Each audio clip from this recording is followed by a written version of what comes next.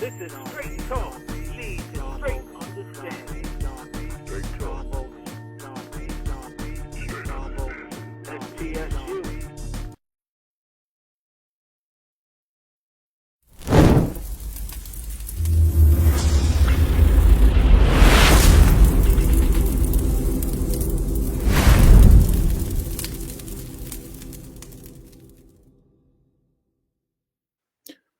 What's going on? What's going on? All right. Sean Bolden, Sean B here. Straight talk leads to straight understanding. Today is a great day. First off, let me give shout outs, birthday shout outs to my aunt in law, Tracy, to my uncle Keith and Tracy. Happy anniversary. To my cousin, Tammy. Happy birthday to you as well. So that's the first off. All right, I got my man, a brother of mine in music, a brother of mine, and we come from the same background in Brooklyn. We both started at young ages.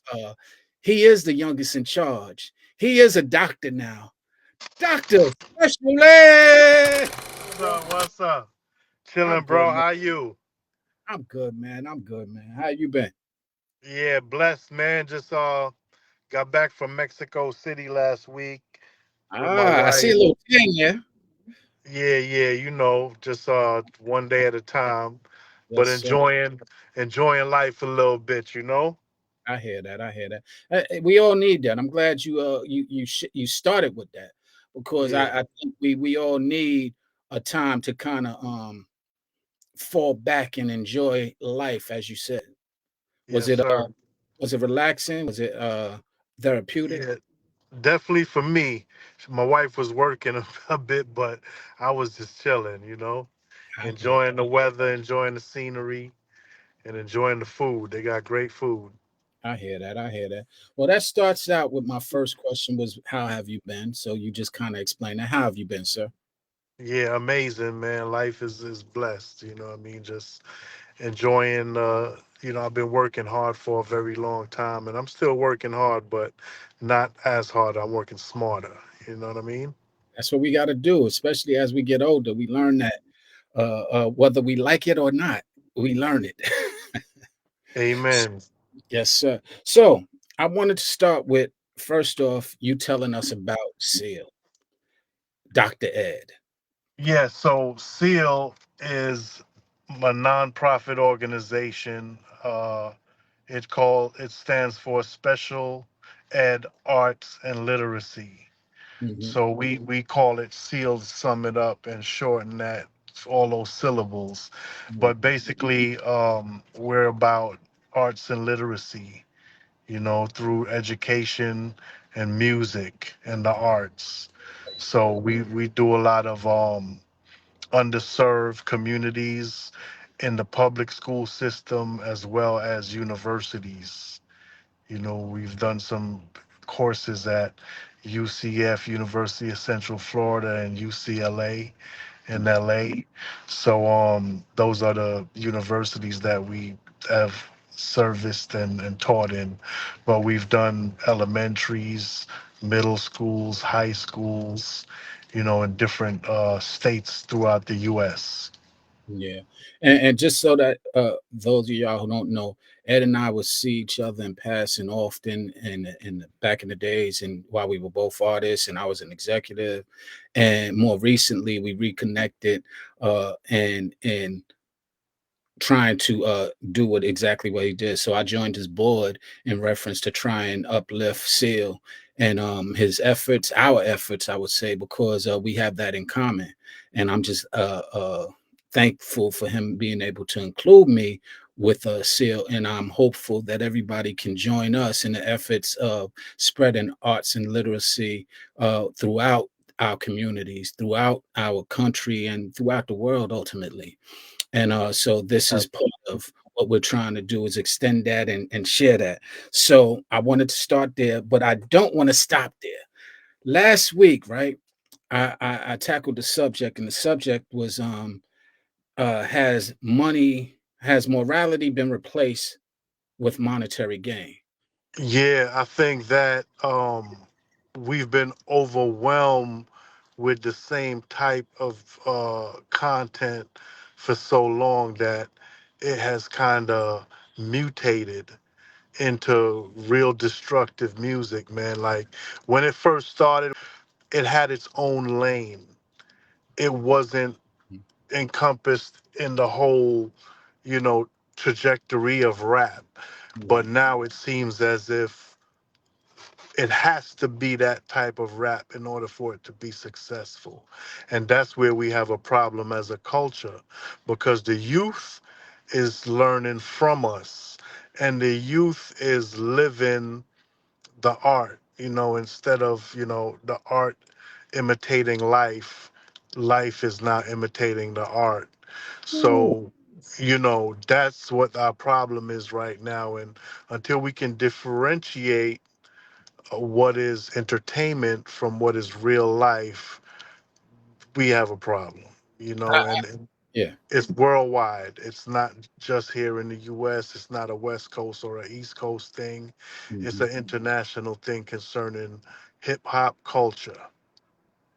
Agreed, agreed. I mean, I couldn't have said it best. I love the way that you put it in reference to art imitating life as opposed to life now imitating art. Man, that was powerful. But I say that because like I've always been an advocate of fairness. I've been a fan of art, as you stated. Ice T put us on. So I've been a fan of Ice T with 6 in the morning. He gave us an opportunity that was offered to him that he didn't want to take. He gave it to my brother, and my brother took the opportunity, which was to do a remake of Queen's We Will Rock You. And so that was our segue into the industry. We saw it as an opportunity to grow and to get into better circumstances, which segued into us being on Color Soundtrack and so on and so forth. I'm gonna play a video that kind of we're gonna discuss that kind of talks about this. So play the first video and we'll go ahead and continue from there. Did you hear about this woman from Virginia who just went viral for rapping about her paralyzed?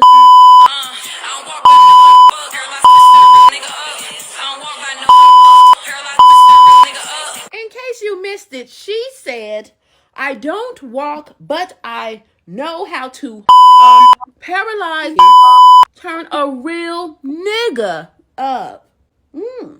Spicy. But who is she? This is Mia Money, a rapper out of Richmond, Virginia, who happens to be a paraplegic. But Mia says don't feel sorry for her because she's living her best life. She's got a gang of friends, internet fame, and look at these background dancers. She was a cripple. Yeah, yeah, she was a cripple. Yeah, yeah, she was a cripple. With good coochie, you wanna do me and not use me for disability. You gon' push me for this coochie. Coochie crippin' on him. Coochie crippin' on him. Coochie crippin' on him. Coochie crippin' on him. What do you think of Mia Money? Follow her and let me know. I'm Tierka with a T. Follow for more. Okay. So Dr. Ed, Special Ed, you saw what I saw. And first off, let me, Tierica with a T, let me shout her out. Mia Money, give them I both. thought you was gonna say, first off, let me apologize to you. That too. Uh, but the interesting thing about it is what we was just talking about of where we are today. And that's a good example of the transition that I think we were speaking to. Well, see, that's a whole nother that's a whole nother thing right there. And that in itself, please, I would hope that's parody. I mean, she's making light of her current situation, but in a very raunchy way. And you know, there was other music that, you know, led us down that path of sexual promiscuity and Yeah. that genre, because that in itself is a whole nother market. Don't get me wrong now, I believe in diversity and I believe in entertainment. So the same way you go to a video store and you have all genres, you have horror, you have drama, you have comedy, you have rom-com, which my wife loves, rom-com. Then you have, all kinds of different types of movies. I believe in that. I believe in diversity. I believe that there has to be some parody. There has to be something more serious, something not so serious. I mean, you have to have different genres. However, when you consume the market with one thing is when you have a problem, especially if it's really not supposed to be taken seriously. It's not supposed to be, overwhelming. It's supposed to be, a segment of entertainment.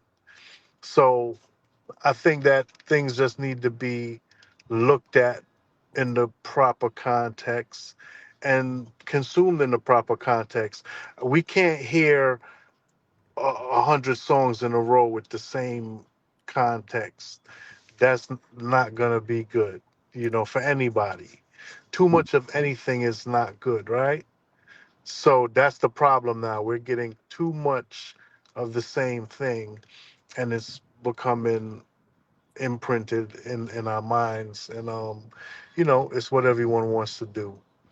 I'm And glad. Yeah, I'm glad you mentioned that because I agree with you wholeheartedly. And you really pinpointed it early on in the conversation when you said life imitating art versus art imitating life. Now, unfortunately, I don't believe this was a parody. Was it a money grab? Probably so, and absolutely. And I can't judge people on who value money over morals. I just happen to value morals over money. Not that money isn't important, because it is, and I think they both. But I just prioritize morality personally. Now, there's a lot of people who don't. We have a lot of cases that arguably are witnesses of that. One of the biggest right now is the Diddy scenario. So, arguably and allegedly, that could be where he values money more than I do. And that to each his own. He has more money than I do. He has more success from that standpoint than I do. So I can only, commend him on achieving his goal. And so with these young artists nowadays, I commend them on achieving their goals. But the reason why I joined forces with you is that we can help them understand that those goals are art and they don't have to make it their reality.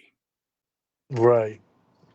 Yeah. Absolutely. I strongly believe that you don't have to die to be famous. You don't have to get shot up. You don't have to go to jail.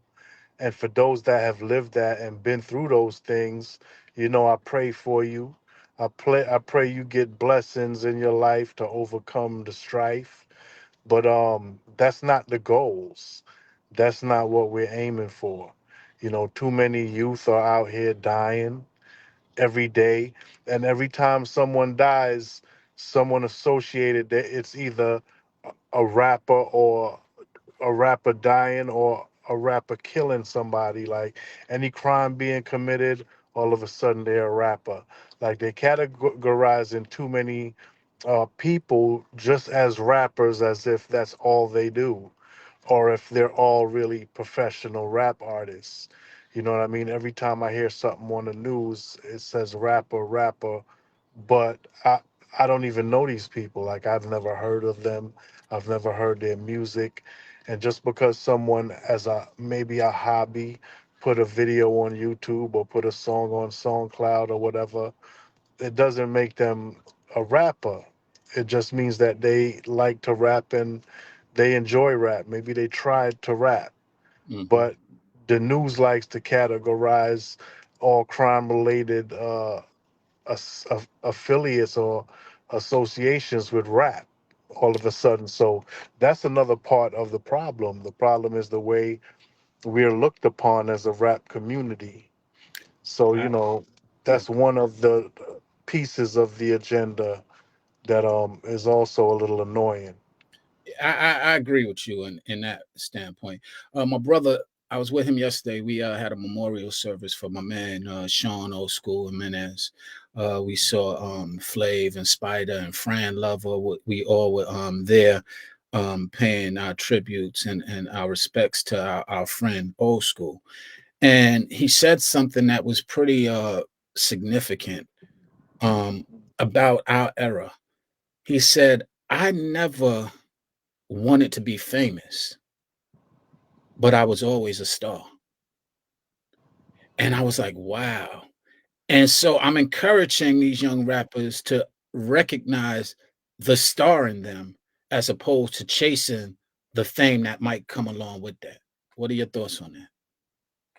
Well, the problem is what the things that they're willing to do for the fame. You know, is going too far. Like you said, putting money before the morals. That's what's happening now. It's for the bag. Everything is for the bag. And another plight that we're facing is the plight of streaming. Streaming yields such little money that you literally have to go viral, what they call viral, in order to monetize streaming. So now what you have is a bunch of artists that are desperate for streams, and they'll do anything for shock value, anything to go viral. And, you know, they're just really thinking and imitating ways to go viral. And not all of them are pleasant. Not all of them are socially acceptable. So Right. that's part of the problem, is that they're not getting paid enough, uh, honestly, and honestly, the ways that they're choosing to go viral is really not kosher, if you know, for lack of a better word.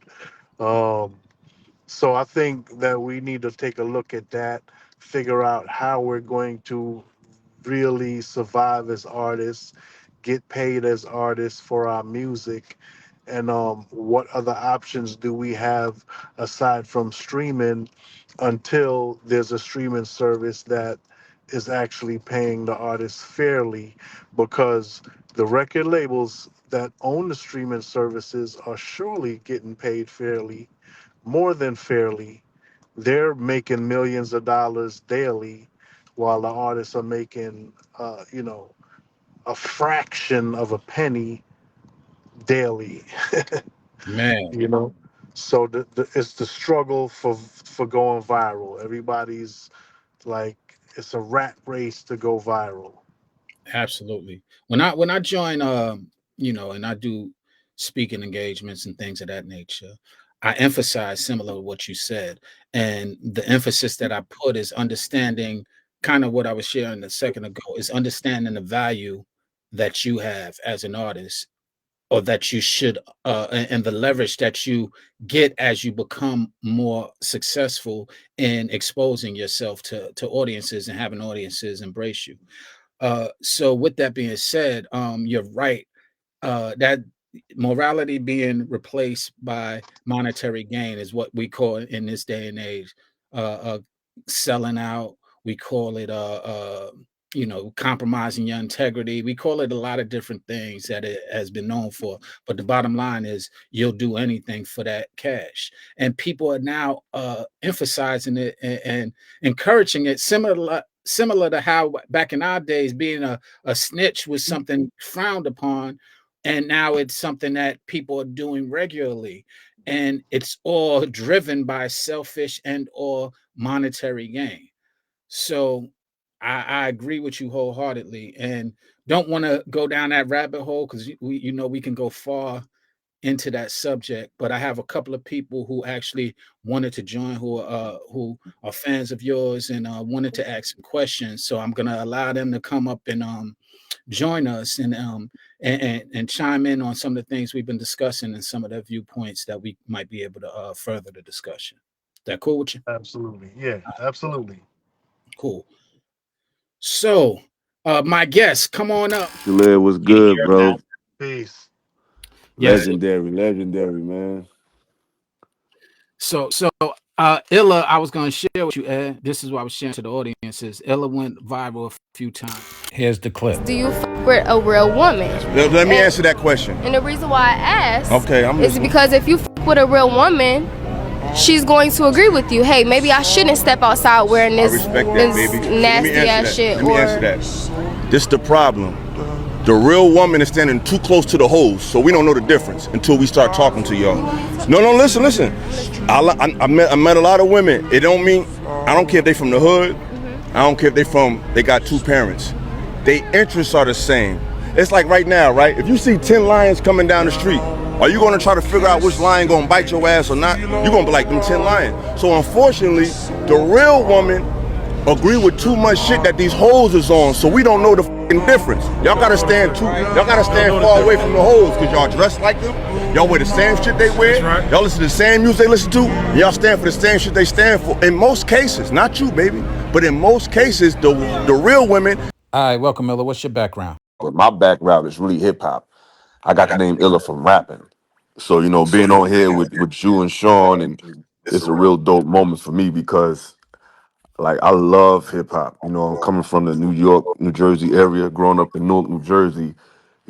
I got it made and all those type of joints. That it just created a whole vibe of living up north that I feel like maybe I'm biased, but I have a certain reverence for men and people that really was in hip hop at that time. It's like hearing from you guys, it's like hearing from the real. And I think it's so much people doing revisionist history on what hip hop is, what's hot, what's not, what it's about. And every time I hear Ed speak, he always bring it back to the reality. And people don't want to hear it, but hip hop started where it started. Yeah, it branched off. Yeah, it got, added different flavors from different regions, but hip hop started in New York. And I think opinions that come from people who was a part of hip hop in that golden era, they opinion need to be reverenced and listened to. And Ed, you at the top of that list. So I appreciate the conversation, brother. Yes, sir. I appreciate that. I feel like the truth has to be told. Like, regardless of feelings, how everybody feel about it, someone has to speak the truth. You know what I mean? Or else we all just gonna be living a lie and faking it and acting like there's nothing wrong. And there's a lot wrong. Yes, it I is. mean, we just coming back from skinny jeans. you know, you know what I mean? So, and fortunately, it took some time and passed. It was a fad and it moved on, but just imagine some things don't move on. They just stick to the script, and it gets worse and worse. To now where it's not, clowning around on a record, it's threatening lives on a record. It directly, you know, from person to person, and then it ends up with, homicides, and that's not how we want to live.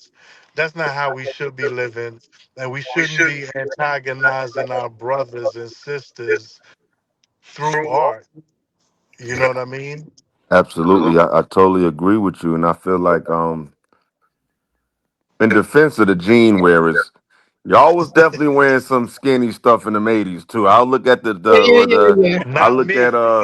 Not what's his You can name? I look at think the me all you treacherous want. three or Prior to uh us in 80, y'all like, was y'all was like wearing when some Big crazy stuff too not now. not y'all. Don't say y'all. Now not you, Say Ed. Now them. Ed, you wasn't a part of that. But Melly Mel and them, they definitely had the Prince look. Yeah, We yeah, got yeah, we gotta yeah. keep it real now. They Nah, wore nah, some nah. crazy They was stuff too now. there was some craziness. They was looking crazy for a little bit. I ain't But even the gonna music lie. was real. I feel like Right. the problem with today is I don't know if y'all peeped this, but I started hearing this like the late '90s, early 2000s. I used to hear a lot of artists say, I ain't a rapper, I'm a hustler. The rapper. It's like they always try to use hip hop, but then downplay it. It's like, no, you're a rapper, bro. You Right. make albums, you get press runs, you're on BET, you're on MTV. Don't try to act like you're not a rapper. Like, I ain't a That's rapper, right. I'm a hustler. Like, nah, you're a rapper, bro, and it's okay. And it's like I don't know what happened, but somewhere along the line, professing to be a rapper became a taboo thing. It's just like something people use to make money, but they don't want to say that's what I am. and it And just then, became weird. And especially hearing that from like New York, I hear that a lot. I used to hear that a lot from New York artists, and it's like, yo, what happened to just what's wrong with being an MC? Because I don't even think a rapper is the proper title. Because I feel like anybody can be a rapper, but Right. a MC, that's somebody who obviously can move the crowd and not just physically, but lyrically move the crowd with his variety of perspectives in rap. You know Right. what I'm saying? Because yeah, the most rappers move what moved me was never just the gyrations on the stage. What Mhm. moved me is what the rapper said. Right. So I feel like a real MC moves you with his words, not just his stage presence. It's a lot of rappers with stage presence, but they don't have no lyrics that'll make you. When the last time you said I'm thinking about rap today. When the last time you been said, "Yo, rewind that"? What he say? I ain't said that since like 2007. It's Well, like no one is saying nothing that's worth repeating. No one is saying quotable lyrics. It's just about who can talk about a lifestyle the most and the longest. And it's just like, yo, rap is a continuation of soul music, which is continuation of our story, period. It's not just about your money and your girls. It's like I'm a real hip hop baby. And it's like I just feel like we gotta bring it back with first with real opinions, and so then we can make some real music. There's a lot of stuff being said by a lot of different regions. I ain't gonna say no names, but there's a lot of podcasts from well, different areas. I, They just I, be saying a bunch of bullshit. Illa, I agree with a lot of what you're saying. Ed, I just saw somebody said, hear Ed speak certain words right now. It's I see what it was. It was LaMonica. What's up? He said, hear Ed speak certain words right now. It's only getting worse. Sounds identical to how what he spit in the Crooklyn verse. it was real because really, when I'm writing, it's real conversations. I'm not just writing fictitious nonsense when I rap. Some of it is creative and goes over the creative edge to bring it into perspective. But really, I talk straight up when I rap, and that's kind of how it is. You know, panic as another manic depressant, adolescent stares at death. Now what's left when there ain't no God and a whole lot of pride? It might be a homicide. So you feel me? Yes, sir. So it's really what it is. It's kind of prophetic because it's ahead of its time, but it was then too. So I Yeah. just kind of write what I know, what I see, what I've lived, and if rappers did that more than super exaggerate and want to be super thugs, everybody wants to be a criminal or wants to come from some criminal background when you don't have to. Yeah, some people do because they were foolish enough to indulge in criminal behavior. But it's just as easy to use your intelligence and monetize that, make money intelligently. We don't all have to run out there and do crime just to make a dime. We can do it intelligently. I grew up around people that was selling every drug known to man, robbing people, doing stick ups and all that. I didn't do that. I know them. I hung out with some of them, perhaps. I know them from the neighborhood. You can't help but know them. They next door. They down the block. They in your school. They in your class. But that doesn't mean you have to choose the same path. So You that, just that speak and rhyme, don't you? yeah, that's one of the reasons I put this book out, man. I have a book out now. It's called Parental Advisory: Positive Mm. Content. And what this book is it was written by my father. So as you can imagine now, I was 16 when I came out rapping. So when I was making records and doing shows, I used to come home and my pops, who would be about my age at this time, would give me these papers and be like, yo, check this out. I wrote something. And he'd always be like, if you want it, you can use whatever you want from it. But I always took it and I read it and acknowledged it and seen the positivity in it, the spirituality in it. I saw where he was coming from. But myself as an artist, I always believed in making my own material. So I Can didn't use it. However, I kept it and I respected it. I love the fact that I kind of got him into rapping and my pops. So after all this time and compiled all these rhymes, I put them into a book, volume 1. It's called Parental Advisory, for the fact that my parent wrote it, and it was kind of his advice, parental advisory, and positive content, because it's all positive. You know, he wrote it as an adult, with thoughts of inspiring and thoughts of upliftment and empowerment. And to just read it now and to know that some of these poems are 30 years old and plus, you know what I mean? And some of them are more modern, but I just respect my pops for even putting his time into something that when he was growing up was not even a thing. There was no hip hop music. When I got into it, they didn't really know about the industry or hip hop music.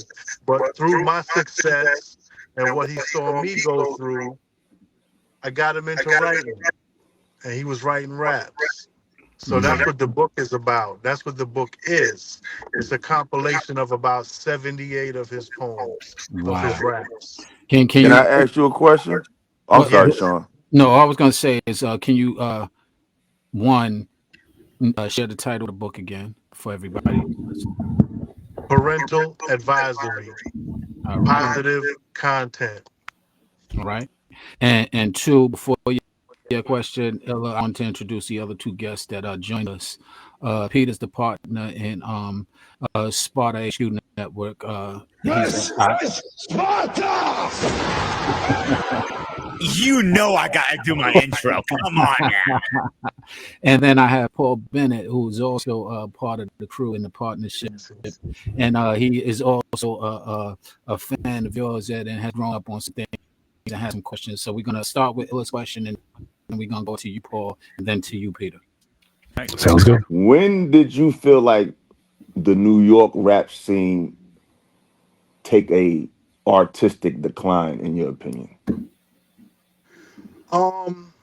I think that they've always had artists trying to maintain the roots and the culture of it, but the mainstream and the corporate agenda took over and even had New York rappers going in the same direction. So it wasn't a West Coast thing, it wasn't an East Coast thing, it wasn't a South thing. It was an agenda thing. It was a thing where, since they like this rap stuff and they want to, they want to act up to it, let's put the destruction in here. Let them kill themselves. Let them do whatever to each other and destroy themselves. Let them destroy their communities. So they did it through the music. They did it through the agenda, through the music. It was the catalyst that showed them that, niggas react to this. You understand? So now they took that, those elements and that equation, those ingredients, and they fed that into everyone. And that's where they put the money into. They put the money behind that and made it more so just prevalent amongst all artists now. Okay, you got to be talking about this, or you ain't talking about nothing. We not putting no more promotion, no money behind none of this. This is what we want. I got one more question, and I'm gonna shut up. Who in today's time do you feel like makes music that you like? Like what artists in the hip hop scene, whether we know them or whether they're underground, who inspires you at this point in the game or gives you hope for the future of hip hop? I'm gonna tell you, there's a lot, and some of them I don't even know their names. I see a lot of them on social media. I see a lot of them on TikTok and Instagram, and they post their music. Sometimes it's clips, sometimes it's verses, but there are a lot of impressive artists that are doing cranial work. They're speaking from deep within the mind. You know what I'm saying? And it's awesome to me, man. I love to see it and see that it's still there, and they have the urge to still make that kind of music. Like, it doesn't have to be, super poppy or anything.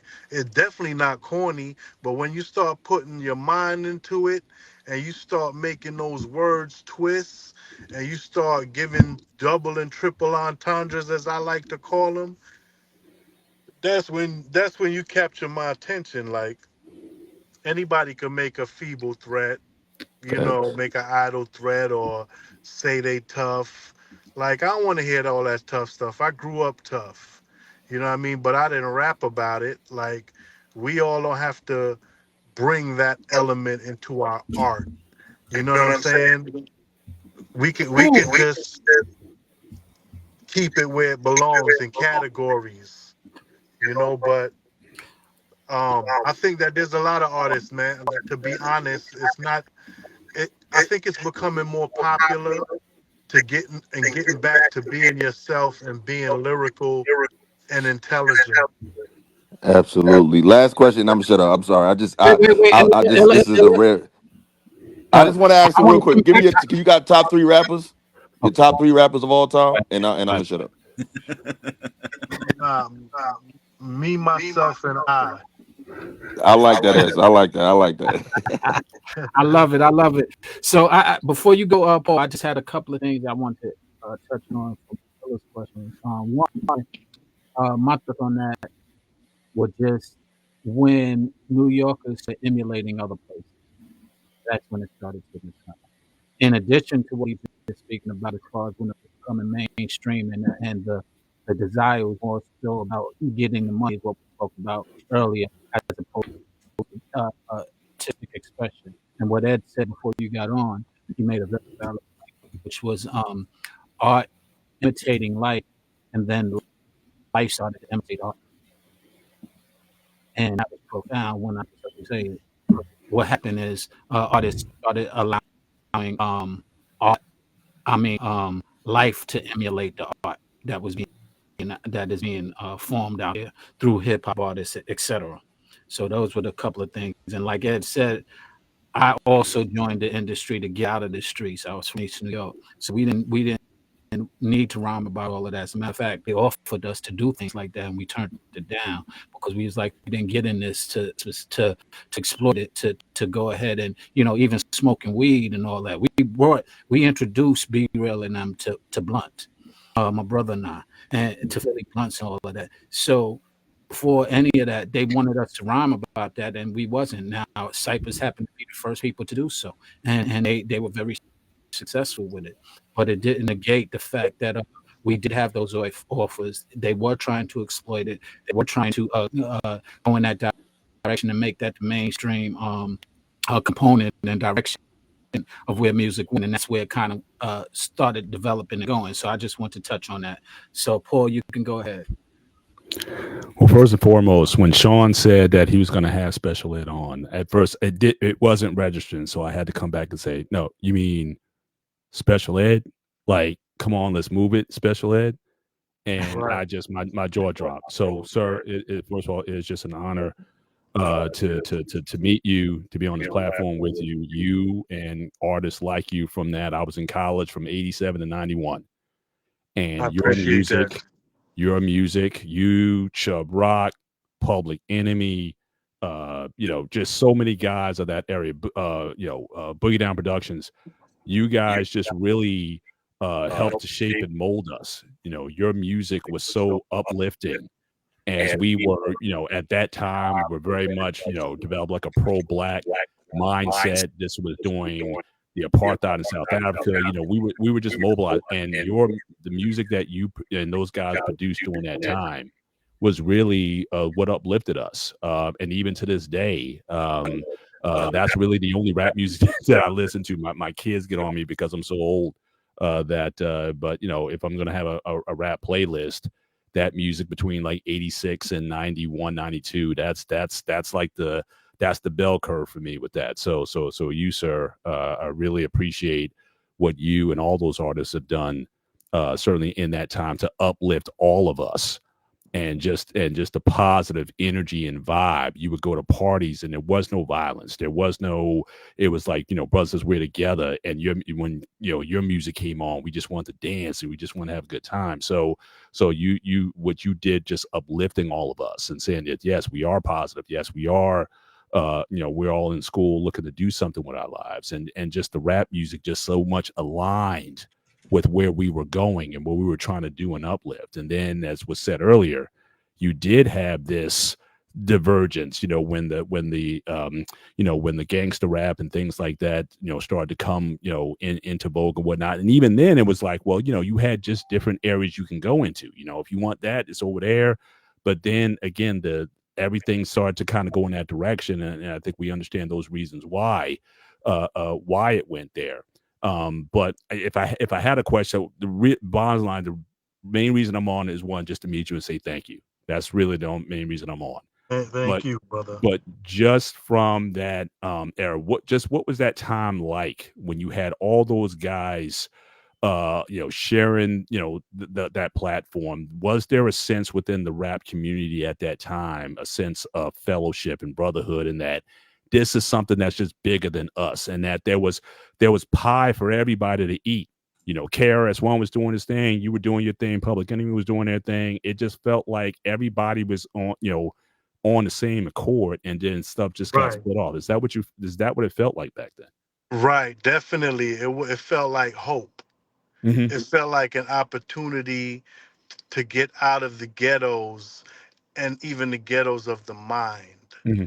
and enter into a new realm where we were all empowered financially, spiritually, morally. We were getting out of the crime and the thug phase and the gang phase.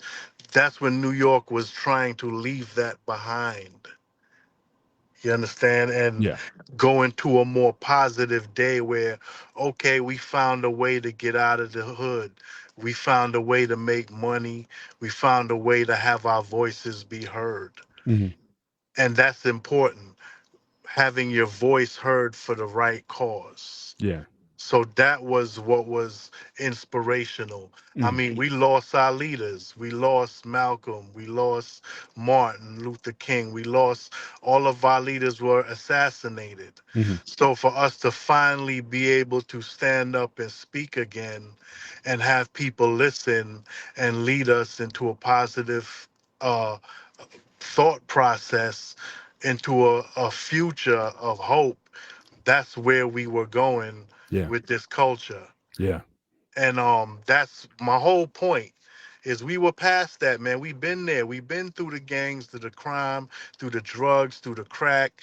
Like, everybody's been through those eras. Mm-hmm. You know what I mean? And not that we all personally participated, but it was a part of our everyday lives living in the hood. Yeah. Like, we seen all of that. Right. We didn't want to continue to beat it in the ground. It's like beating a dead horse. Why we want to teach the world about that? Right. Yeah. I mean, it was, but I just want you to know that it was more, I mean, I understand what you guys were coming from your perspective, but I just want you to know that for a generation of us that were aspiring, for a lot of us, like, we were the first ones to go to college in our families. Right. So I went to Rutgers University in New Jersey, engineers, pre-med, all of us. But your music, it was so aligned with where we were going. The hope that we had, being the first, like, in our families to go to college and to aspire to these different things, and just the messages that you guys were giving out was so aligned with that. It's almost like, I don't know, I don't want to use hyperbole, but I don't know if we would have been as successful without you guys, is what I'm trying to say. Well, because again, you have the all of us were math majors, I was computer science, you had engineers, we had that sort of that left brain down, you know what I'm saying? But that right brain, that art, that creativity, that kind of came with all of that. You guys helped us through a lot of that. When we got together socially, it was your music that really helped to bring all of that together, our culture together. And then especially around, we have Kwanzaa celebrations and things like that. And, you guys would all, so all of that was a part of it. So I'm just saying that, you know, for not, so I understand the struggle that you guys were doing to try to leave and, you know, come from the areas that you were at. For a lot of us who we were already, you know, in that position, leaving that, or never were even a part of that. But we just felt empowered that we can go even further and we can bring our art with us, our love of hip hop and R&B and all the music of that scene of that day, that this was going to be a part of what we are. We didn't have to necessarily comply with the dominant, you know, most of us went to PWIs. We didn't have to necessarily conform that. We could be black. We can bring our music, we can bring our artistry, and we can bring our intelligence with us as we go on this journey. So that's really, you know, when I say that, you know, you and guys like you, what you guys did for us, it goes without saying that you guys were really instrumental in that. I guess the last thing I would ask, because I don't want to bogart the time here, we talked about, you know, and I'm not a big conspiracy guy, but it seems like, you know, we know about, certainly in the black community, attempts to kind of get at us through drugs and poverty and things like that. It's almost like a back channel was to corrupt the music, because that's such a part of who we are. We, you know, as black people, music is part of who we are. You know, we originated, most American music is black music. And it just seems like, well, you know, the drug is almost like, well, we can't get them all through the drugs and whatnot. So let's corrupt the music and let's pollute that. And it just seems like that's something that we were able to overcome so much. But it just seems like, you know, today with a lot of the messaging in the music and where things are, it just seems like that has probably had as much of an impact on us as any of the other means that has been to come at us. So what's your view on that? And I know guys went for money, and I know the marketing and the capitalism and whatnot, but they came with that. But what do you think that there might have been something a bit more insidious in that? Let's get them through their music. Absolutely. That's the thing that's central to where they are. 100%. They saw that, oh, the music is effective. It moves them. It's like this. You learn through repetition. Mm-hmm. So as they see us repeating and learning and manifesting through this music, they turn our manifestations into nightmares. Mm-hmm. You understand? Yeah. And through the private prison system, they also directly and intentionally went to create an environment that would make us hostile and make us turn towards wanting to do crime. Yeah. It's like you have a commercial for crime. Wow. You're gonna go out. The people that are influenced by advertising are gonna go out there and do crime. It's simple. It's psychology 101. Yeah. This is no secret. This is intentional, 100%. Guaranteed. Yeah. Wow. Yeah. Man, you said commercial for crime. That's again bars. So Right. Peter, it's on you, sir. First of all, I want to thank you for coming up. Pleasure and an honor. I just want to go back what you were saying earlier. Back in the day, people were on corners and streets just hanging out and rapping, and then you were hanging out. Oh, did you hear what he said? Those days was the real rap. Now with the AI and people making it, do you even consider that real rap music? Man, not with AI, because obviously that's trained. That's like they are mimicking something else that was programmed. They listen to music, and then they're imitating music based on what they've heard. Just like they can imitate a cadence, a rhyme pattern, a flow Mhm. through AI. That's digitized mechanical rap. There's nothing that can take the place of a human mind putting together words eloquently and rhythmatically. You know what I mean? So, Yeah. yeah, I've heard some that are pretty impressive. I said, wow, a computer did that? That's cool. But at the end of the day, nothing beats when I hear a human spitting something that they wrote that with passion and with emotion and with their soul. You know what I mean? And I've been thoroughly impressed by what I've been hearing lately on Instagram and TikTok. I'm like, oh, okay, I didn't even know this was out here because all I'm hearing is what they pushing down my damn ears on either the radio or just The algorithms. yeah, the algorithms. Period. And the other thing I like to say is that even though we're all suffering through the streaming uh, process, albums don't have lives anymore. I've heard great artists putting out albums. I hear about it for a week and then it's gone. It's like, where's the process? Where is, the where is the success? I mean, you have great artists that have traditionally gone platinum and have hit after hit after hit on the radio, and now they put an album out and I don't hear about it next week. Mm. It's gone. It's almost a waste of their time to put out an album.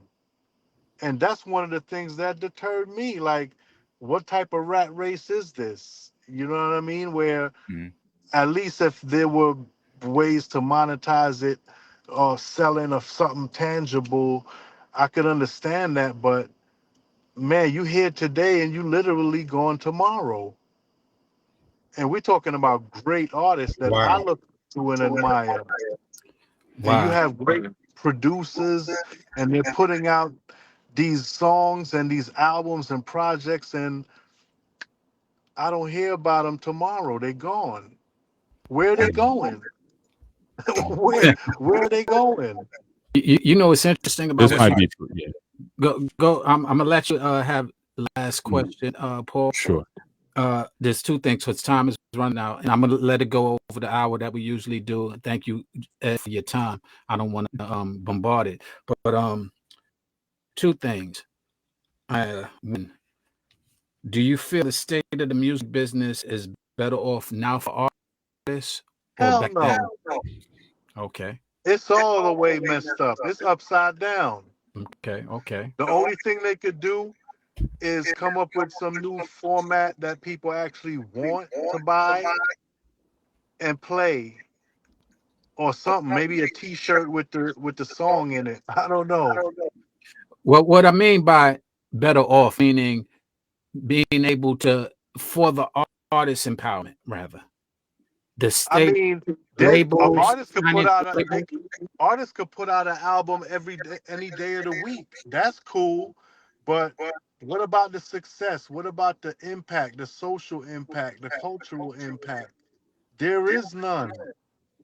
Agreed. I mean, I don't want to say any names, but artists that I look up to, and they're great artists and they have great producers, and the album comes out and then it's gone the next week.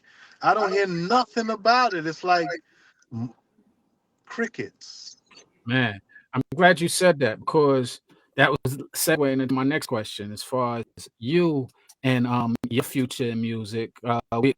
Before we go into that, I want to shout out again Seal. Paul, I don't know if you heard earlier, but Special Ed, Dr. Special Ed has a nonprofit organization that is called Seal, which is Special Ed Arts and literacy.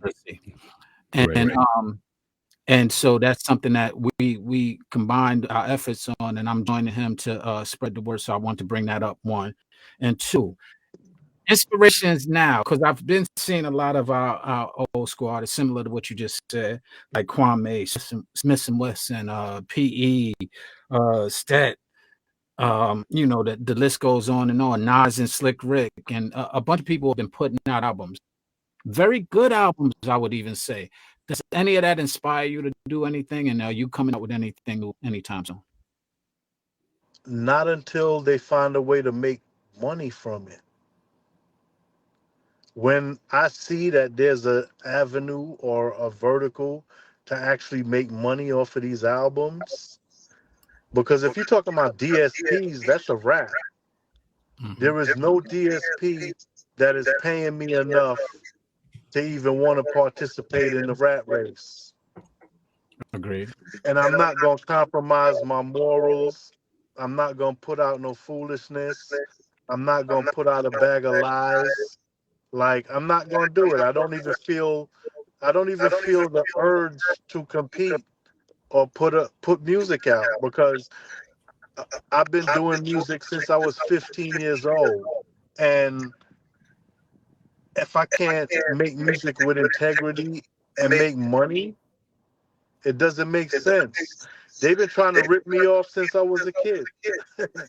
They've been trying to avoid paying me what I weigh since I was a child.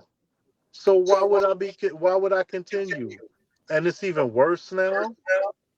Sure, all these wonderful artists are putting out this music, but what are they gaining from it? Where are they making money from? I don't know. I mean, They gotta show me. that's a very great perspective. And like I said, Paul, I'm going to let you in with your final thoughts or questions for Ed. Well, he might be a question for even both of you, since you're both in the music industry. You talked about artists coming out with great songs, but not great albums. So I wanted to, I guess, get his perspective on what's the thought process that goes into creating an album, and why do you think that folks aren't coming out with great albums anymore? Is that the producer? Is it the artist? Is it do you have a narrative that you want to promote from start to finish, or is it just about, hey, just making great hits? Like, what happened to the idea of album creation that would stand for you as like, this is your magnus opus, this is your the work that you should be known for life, not just because we all hear about the one hit wonders and things of that nature, but to put an album together, why do you think that people are going away from that versus just a song, a hit here and there and whatnot? Because on the DSPs in today's digital revolution, it's only the song. It could be one song that goes viral and you can get paid that way. And that can spin off into a bunch of different marketing deals, merch deals, sponsorship deals. They don't put as much into the entire album like we used to do. However, artists are making albums. Some of them have decent albums, but the point is, they're not. Where are they going? What are they doing? It does not have the same cultural impact. It doesn't have the same impact on the industry. There's records that have won Grammys that I've never heard the album. They're winning best album and I've never heard the album. So, at the end of the day, I guess I have to stay online and consume a bunch of streams. I don't know. I'm lost at this point as to, for one, what sense does it make? And then what type of money does it make? Do you have to go viral? Do you have to make a fool out of yourself in order to get some sponsorship deals? Absolutely. Well, from the standpoint, there are different opportunities. The DSPs, as you said, aren't the best opportunities, but there are a lot of opportunities because television and film is embracing a lot of things, and so you can segue your music into a project that can actually be for a platform. They have many television and film platforms now that are giving money and are giving you the opportunity to create and make some money off of those platforms if you create some content that the platform can provide to the audiences. So from that standpoint, there are songs. Well, if you made a song into like if you created an album which connected a visual to it, that content in itself can be very valuable to one of those platforms where they are still giving out good significant checks in order to be on they're looking for content. So that is an angle that can be, but it does, to your point, take more than just the musical aspect. It takes a visual component added to it in order to create a full package that can be profitable. So that would be my viewpoint on it. Just going on the audio of it all, to Ed's point, there isn't too much finding benefit in the audio versions of music unless you have a platform where audio is being consumed that can ultimately cause you. And the only place there still exists is radio, but you need significant budgets to get into radio, which then goes back to labels, which then goes back to labels not giving money out like they used to for deals. So, you know, it is a catch-22, and there aren't too many opportunities for just your musical component by itself. Right. But there are definitely opportunities, you know, sync and deals. I know Ed, now that he's controlling his music, he has a lot more opportunity to get licensing and sync deals, but that's a special Ed component. Everybody can't do that. He has hits that can dictate that. So, you know, doing new stuff where he's putting and compassion energy into it, if it ain't passionate for him artistically, like he said, it makes no sense because it's not going to make money. Right. That's all I had, but thank you. Thanks again. Appreciate it. With that being said, I'm going to wrap up, but there was a question from one of the people to you, Ed.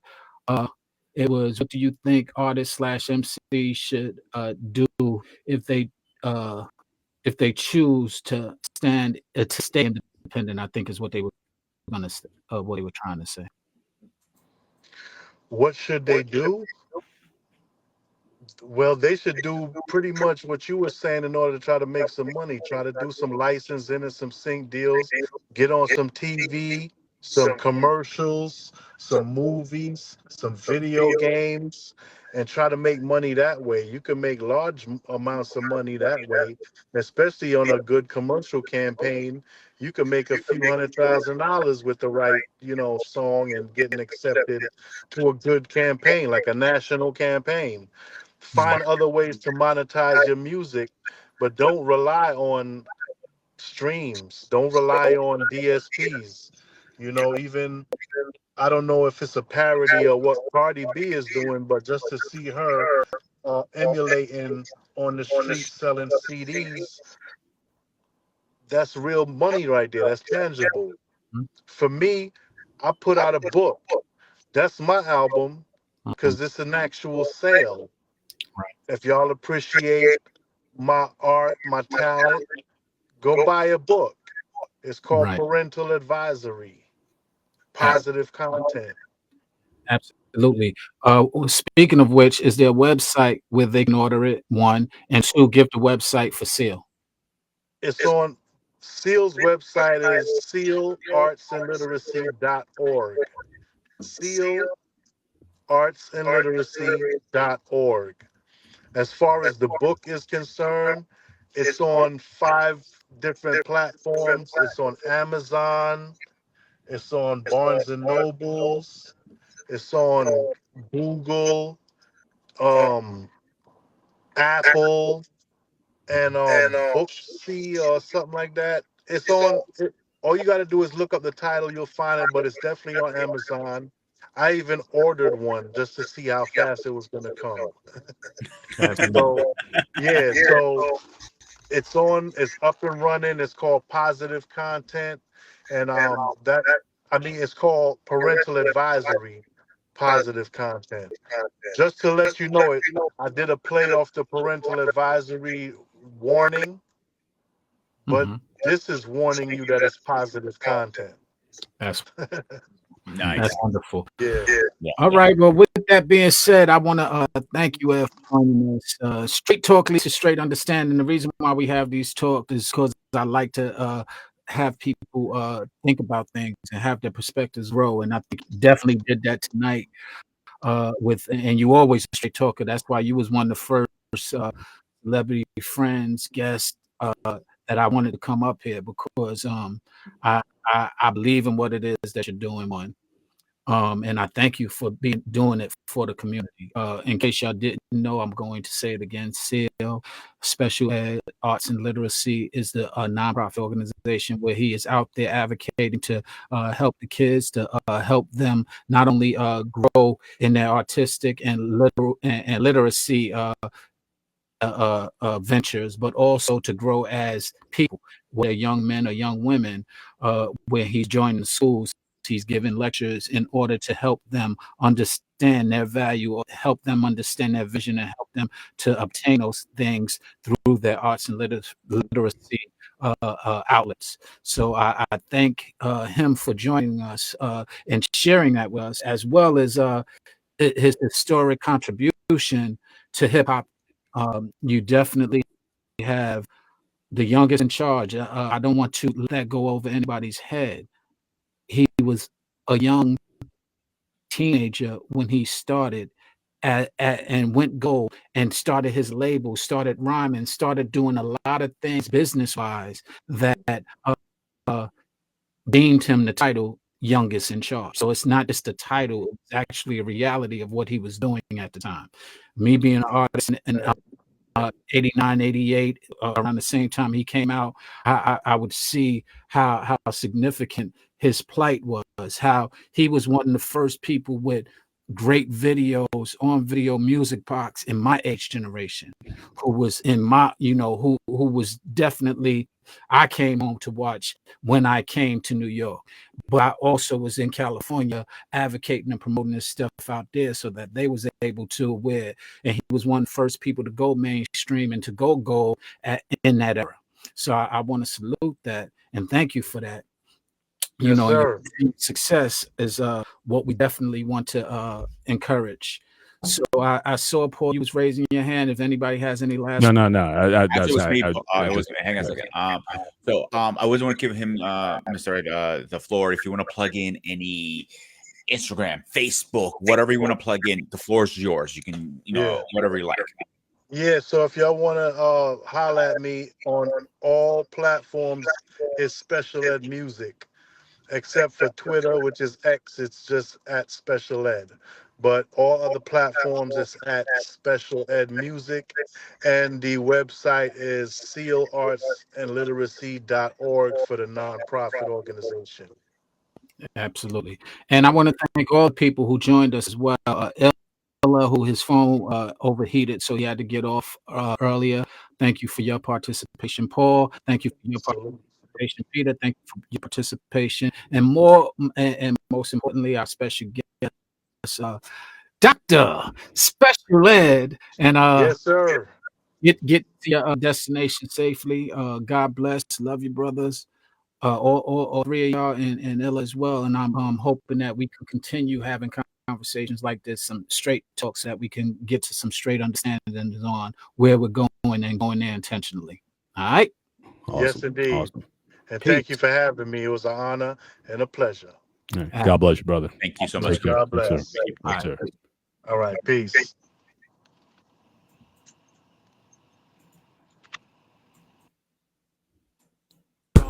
This is Straight Talk. Lead